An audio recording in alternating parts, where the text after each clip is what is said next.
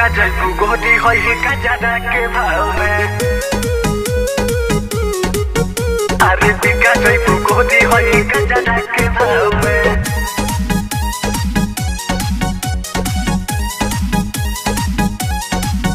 अरे देखेल जब तब लाइन मारेल, सस्ता समझ के पीछा करेल। हाँ हाँ देखेल जब तब लाइन मारेल, सस्ता समझ के पीछा करेल।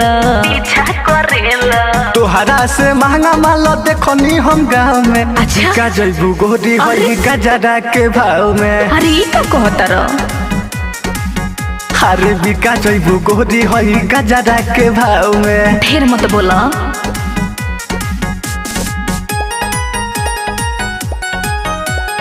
बिका जैबू गोदी होई गजरा के भाव में। अरे बिका जैबू गोदी होई गजरा के भाव में। कोरा में धइल कोनो नइखे जरूरी, होई पिटाई बना ले बदूरी। अरे बुझला कि ना?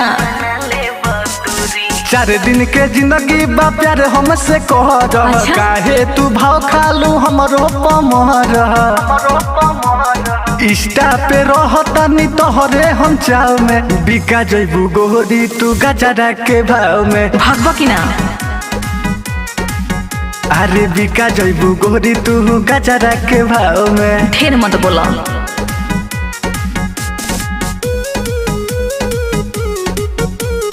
बिका जैबू गोरी होई गजरा के भाव में। अरे बिका जैबू गोरी होई गजरा के भाव में। प्यार के मतलब समझत बानी, हो जाई बदूर बाबू काटे के चानी। सब बुझतानी। धनजय अभिषेक तू कर यकीन हो। काहे? जिंदगी न गुजरिए रानी तारा बिन हो। हम का करी? बीतता जवानी होई प्यार के तनाव में। बिका जैबू गोरी तू गजरा के भाव अरे में। जा। अरे बिका जैबू गोरी तू गजरा के भाव में। ढेर ना बोले के।